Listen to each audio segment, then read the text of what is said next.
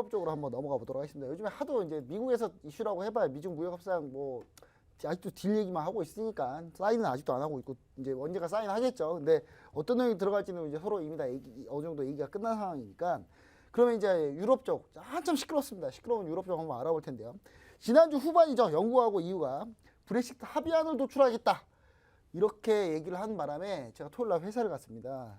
할 거면 금요일날 좀 하시지. 아, 왜 토요일날 의회를 열어가지고 제가 토요일날 새벽 그것도 밤에 토요일날 밤에 갔어요. 일요일날 새벽까지 있었어요 회사에. 예, 갑자기 토요일날 왜 의회를 열어가지고 이게 30몇 년 만에 의회 토요일날 열었다고 하더라고요. 영국에서. 그래서 이거 합의안 통과 되는 거 아니야? 막 이런 생각 해가지고 그럼 어떻게 전략을 짜야 되지 막 보고 있었는데 결국 합의안 올려보지도 못하고 끝났어요. 저 회사 왜 갔는지 모르겠습니다. 저 진짜. 그래가지고 결국은 이제 합의안은 못 들어갔고 일단 노딜 브렉시트 막아야 된다 해가지고 이 보리스 존슨 총리의 같은 당 다른 당도 아니야. 같은 보수당에 있는 사람이 연기안 수정안을 냈어요. 근데 그게 통과가 돼버렸습니다.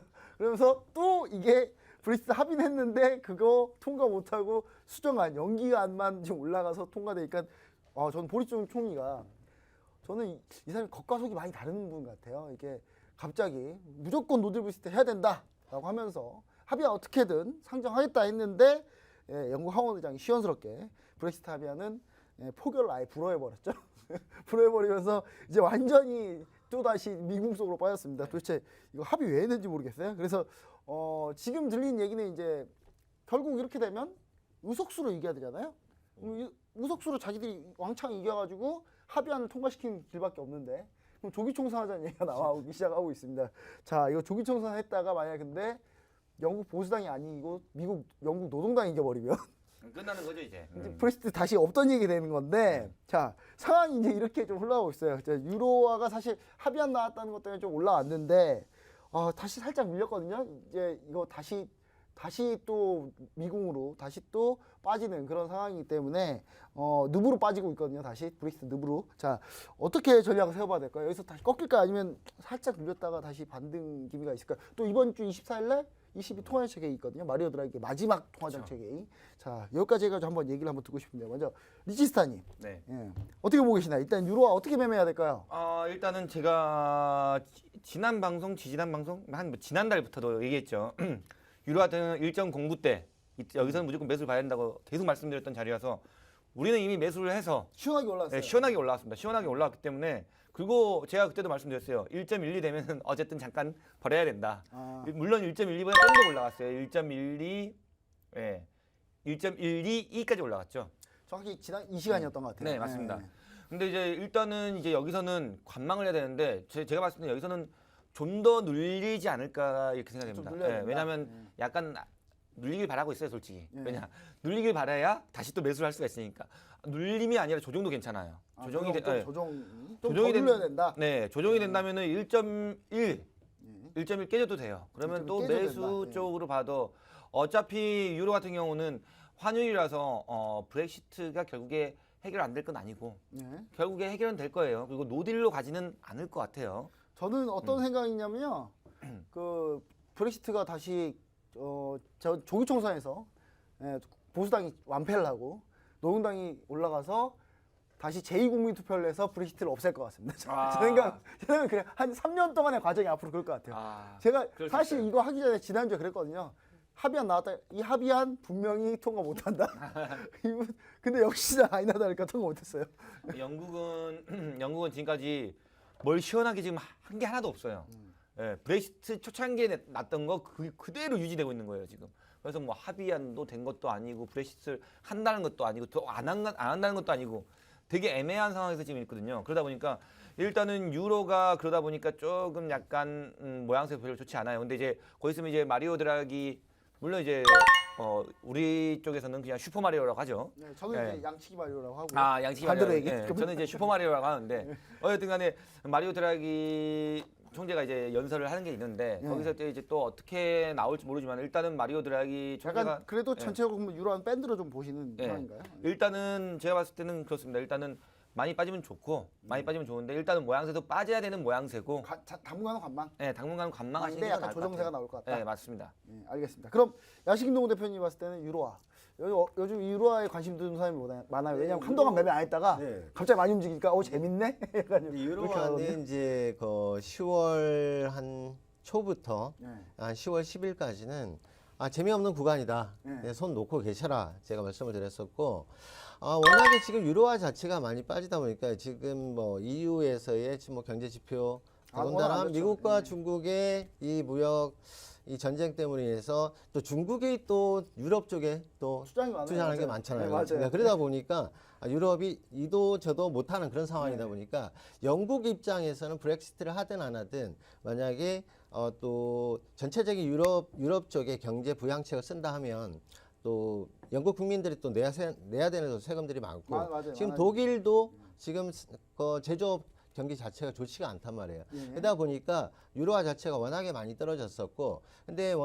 지금 10월 11일 정도를 기점으로 해서 지금 말씀하셨던 이슈가 나오면서 제가 상단에 이쪽 그 차트상으로 보면 기준선인데 1.10600 때만 강하게 돌파하는 모습이 나온다면 1.12 추가로 올 때까지는 수 있다. 충분히 나올 수 있다라고 봤는데요. 그렇게 이때 또 봤군요. 어떻게 또 같이 이슈가 나와줘서 지금 올라왔다가 지금 또 뻐그러지면서 지금 이제 다시 조정이 나오는데 제 생각도 마찬가지로 단기적으로 조금 더 조정이 나와준다면 오히려 한 번 더 상승을 칠 때 고마울 수 먹을 수 매수가 있는 땡큐다.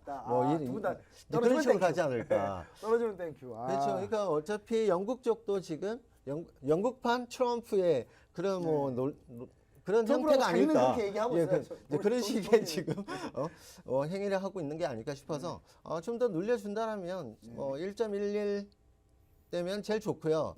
그보다도 좋은 자리라면 1.10800 때까지 오면 무조건 매수. 그때 매수. 네. 딱 매수 보면 그걸 기다리고 있습니다. 지금. 알겠습니다. 자, 그럼 이제 마지막 하나 이제 알아볼 게 하나 있는데요.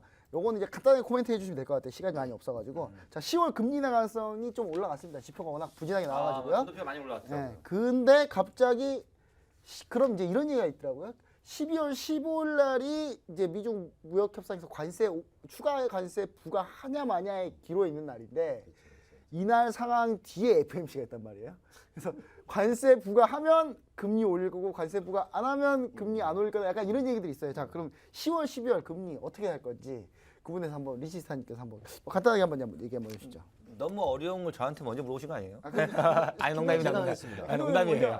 이게 대본상에 먼저 한번 해볼게요. 그럼 제가 한번 아니. 이렇게 써 있는데. 그런가요? 그럼 한번 해보시죠. 네. 양심동 대표님. 근데 뭐 사실 지금 말씀하신 대로 12월 거는 누구도 지금 예상치 할 수 없다. 그래서 저는 코멘트를 쓸 때 10월 달은 제가 봤을 때 거의 인하할 것 0.25, 같아요. 0.25 정도 그 정도까지는 뭐 깜짝도 아니고 0.5를 해준다면 서프라이즈가 되겠지만 지금 뭐 전체적인 정황상 0.25 정도가 유력하지 않을까 싶고요. 12월은 솔직히 모르겠습니다. 12월은 지금 말씀하신 대로 그 상황 다 벌어지고 난 이후에 그 상황 조금 더 볼 수 있는 확인하면 되니까. 그렇죠. 그거 확인한 다음에 되니까. 대비해도 충분하기 때문에 저는 일단 그렇게 생각합니다. 그럼 투자 전략도 골드나 뭐 달러 투자도 그와 맞춰서 진행하면 그렇죠, 된다고 그렇죠. 생각하시면 될 것 같고. 그다음 이제 리시스타님 어떻게 보세요? 저는 일단 이렇게 해보고 있어요. 일단은 점도표가 지금 굉장히 높기 때문에 이번에 금리 인하를 할 것 같긴 하죠. 근데 이제 만약에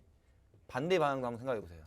이랬다가 안 한 적도 있고, 해버리면. 안 한 적도 있고 이런 게 있거든요. 그러다 근데 보니까 지금까지 파월 의장이 웬만하면 시장이 한다고 그러니까 배드워치에서 조사한 네. 그 배드워치 금리 인상 확률이 한 70% 넘어가면 무조건 하더라고요. 네, 맞아요. 딱 맞춰요. 시장 네. 충격을 별로 주고 싶지 않아요. 지금 시장에 좀 약간 흐트러짐 없이, 흐트러짐 없이 하는 게 파월이었고 옛날에 이제 옐런 같은 경우는 아닌 거였어요. 자넷 옐런은 좀 안 그랬는데 이번 파월 의장 같은 경우는 좀 시장과 좀 같이 가는 모양새긴 한데 문제는 또 이제 진짜 안 하면 일단 네, 크게 막 요동칠 거다. 안 하면 크게 요동치고 그리고 이제 또 뭐가 중요하냐면은 이번에 어차피 금리 인하를 0.25를 하든 0.5를 하든 솔직히 별로 중요치도 않아요. 뭐가 중요하냐? 코멘트가 중요한 거죠. 결국에 코멘트가 시장이 기대하는 코멘트가 나오지 않는다면 어차피 근데 별일 저는 이제 없어요. 10월 FOMC 끝나고 코멘트가 미중 무역상 보고할게 뭐 이렇게 해버리면 진짜 이거 12월 15일에 또 기다려야 돼. 미중 무역상 때문에 네. 금리 인하를 할지 말지 좀 그게 하방 위험성이 있다 이런 영원히 얘기 나와버리면 계속 그렇게 왜냐하면 파월 의장이 그 얘기를 했거든요. 네, 1년에 한 번 했어요. 네. 1년에 했어요. 한 번 했기 때문에 그걸 했기 때문에 또 할까 봐 네. 이번에. 그래서 이제 그럼 좀 더 애매해지기 때문에. 네, 그렇죠. 자, 알겠습니다. 그럼 이제 두 분께서 이 종합적인 투자 아이디어를 통해서 어떤 노숏 전략을 가지고 나왔는지 한번 보도록 하겠습니다. 한번 화면 한번 보여주시죠. 자, 자, 어떤 오션 전략 가지고 나오셨을까요? 자, 보시면은 이제 주요 이벤트들은 이제 이렇게 코멘트 해주셨고, 자, 그럼 전략 보시면 두 분이 다 골드를 가지고 나오셨는데 갈렸네요. 한 분은 매수, 한 분은 매도. 자, 리치님이 매수, 야신 김동훈 대표님 매도. 자, 네네 똑같다가 이번 주 픽에서 갈렸습니다. 자, 그럼 리치님이 뭐 간단하게 포지션 설명을 해주시죠. 예. 일단은 골드 같은 경우는 위에서 역다이버전스가 나온 건 아니기 때문에 제가 봤을 때는 골드 같은 경우는 충분히 1481 자리에서는 무조건 매수 쪽으로 봐야 되는 게 일단 맞습니다. 손절도 길지가 않아요. 1481 차트를 한번 간단하게 네. 뭐 차트로 뭐 한번 보여드린다면 자 골드로 한번 보여드릴게요. 골드 같은 경우는 어차피 아래쪽에서는 지지 라인이 좀 있는 구간이죠. 이 자리이기 때문에 1482 이 자리죠. 네.